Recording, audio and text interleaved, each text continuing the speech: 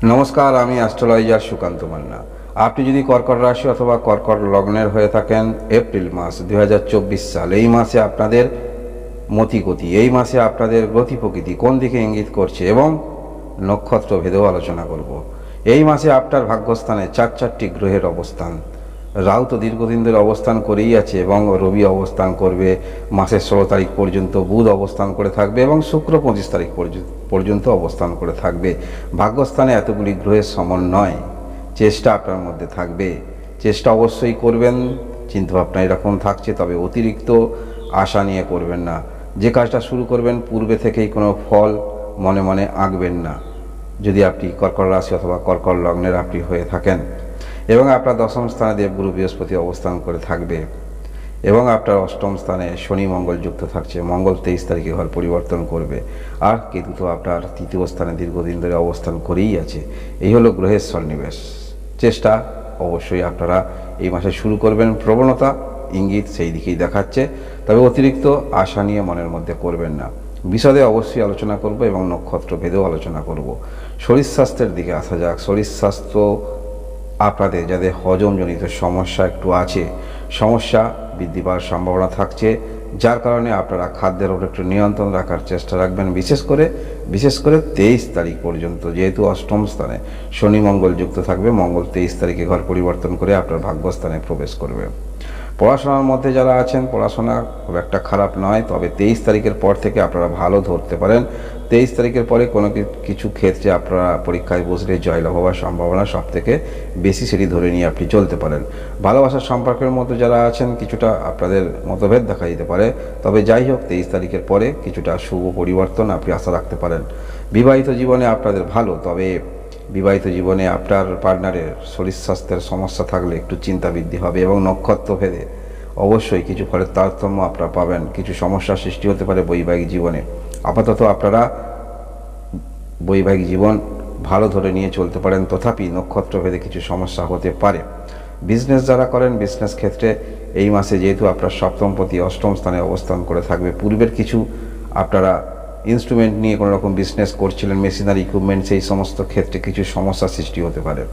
বা যারা অনেক ব্যক্তিকে নিয়ে কাজ করেন, কিছু লেবার সমস্যা আপনাদের হতে পারে। যারা বিজনেস ক্ষেত্র মধ্যে আছেন, বিজনেস ক্ষেত্র আপাতত আপনি মধ্যমা ধরে নিয়ে চলতে পারেন। ডেলি বেসিসে কোনো রকম ইনকাম করেন, পণ্য নিয়ে এসে বিক্রি করেন, সেই সমস্ত ক্ষেত্রে খুব একটা খারাপ নয়, তবে মেশিনারি উৎপাদক ক্ষেত্রে বিজনেস করলে কিছুটা সমস্যা সৃষ্টি হতে পারে।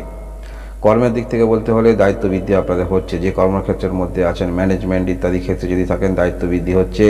বা আপনারা যারা কমিউনিকেশন ক্ষেত্রে আছেন, কাউন্সেলিং করেন, সে সমস্ত ক্ষেত্রে একটু কর্মব্যস্ততার মধ্যে থাকবেন। এছাড়াও যারা আপনারা ওকালতি নিয়ে কিছু করেন, সেক্ষেত্রে একটু পরবর্তী ক্ষেত্রে যে কেসগুলো আপনি করবেন, কিভাবে লড়বেন, পরবর্তী স্পিচগুলো ঠিক করতে দেখা যাবে আপনি যদি কর্কট রাশি অথবা কর্কট লগ্নের আপনারা যারা হয়ে থাকেন।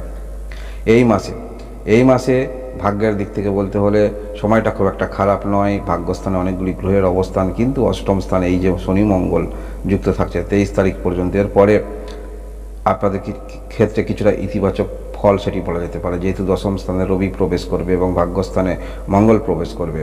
যাই হোক, এই মাসে আপনারা শুরু করবেন, অবশ্যই শুরু করবেন।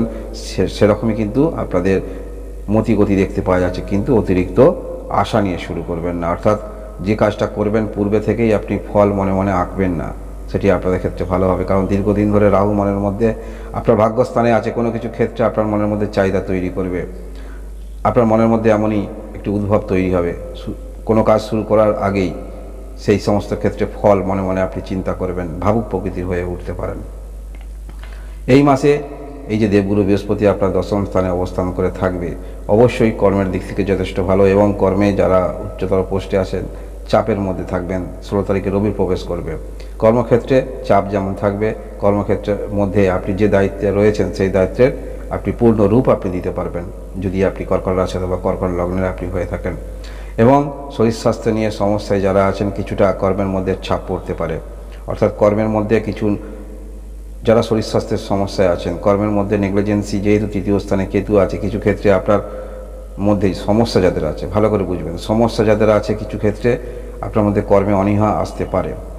মঙ্গল যে অষ্টম স্থানে অবস্থান করে থাকবে, নক্ষত্র ভেদে কিছুটা অবশ্যই ফলের তারতম্য আপনারা পাবেন, তথাপি অষ্টম স্থানে মঙ্গল থাকার ফলে কিছু ক্ষেত্রে আপনার মনের মধ্যে যথেষ্ট চাহিদা তৈরি হবে এবং সেই চাহিদা অনুরূপ আপনি না পেলে কিছুটা ব্যতিগ্রস্ত হয়ে উঠতে পারেন যদি আপনি কর্কট রাশি অথবা কর্কট লগ্নের আপনি হয়ে থাকেন। এর পরবর্তী ক্ষেত্রে যখন ভাগ্যস্থানে প্রবেশ করবে সেখানে অবশ্যই ইতিবাচক। আপনারা অনলাইনে কিছু করছেন, আপনার মধ্যে চেষ্টা আছে, পরিবারের মধ্যে কিছু করছেন, সেটি অবশ্যই ইতিবাচক এবং কিছু ক্ষেত্রে অবশ্যই আপনার মধ্যে ধৈর্য আসবে। কোন ক্ষেত্রে উন্নতি করতে পারবেন সেটি অবশ্যই আপনি নিজে কিছু অনুধাবন করতে পারবেন, কিছু ভাগ্যের দিশা পেতে পারেন। তবে পূর্বেও বলেছি, এখনও বলছি, আপনারা বেশি মনে মনে ছবি আঁকবেন না। যেটি আগে শুরু করুন, পরবর্তী ধাপে ধাপে আপনারা কিন্তু পৌঁছাবেন। কারণ এই মাসে আপনি যাই শুরু করুন না কেন, কারণ শুরু করার প্রবণতা দেখাচ্ছে, যাই শুরু করুন না কেন আপনার মধ্যে কিন্তু যথেষ্ট স্বপ্ন বুনতে দেখা যাবে, অর্থাৎ সেটি নিয়ে যথেষ্ট আপনি ভাববেন, ভাবুক হয়ে উঠবেন। কারণ এই যে আপনার নবম স্থানে চারটি গ্রহ, আপনার সাফল্যপতি চতুর্থপতি শুক্র অবস্থান করে থাকবে এবং দ্বাদশপতি এবং তৃতীয়পতি বুধ অবস্থান করে থাকবে। রবি তো অবস্থান করে থাকছে 16 তারিখ পর্যন্ত এবং রাহু দীর্ঘদিন ধরে অবস্থান করে আছে। কারণ মনের মধ্যে কিছু ক্ষেত্রে আপনার চাহিদা তৈরি হবে, যথেষ্ট চাহিদা তৈরি হবে, সেই অনুসারে আপনি কাজ চেষ্টা রাখবেন, কিন্তু সেই চাহিদা বেশি হবার কারণে যতটুকু আপনি চাইছেন ততটুকু নাও পেতে পারেন। তবে হ্যাঁ, এই মাসে আপনারা কিন্তু সিদ্ধান্ত নিলে কিছু না কিছু পরিবর্তন আপনাদের জীবনে অবশ্যই আসবে, সেটি বলা যেতে পারে যদি কর্কট রাশি অথবা কর্কট লগ্নের আপনি হয়ে থাকেন। এখানে 3টি নক্ষত্র আমরা পেয়ে থাকি, পুনর্বসু, পুষ্যা এবং অশ্লেষা নক্ষত্র। পুনর্বসু নক্ষত্রে আপনারা যা জন্মগ্রহণ করেছেন, বিশেষ করে 16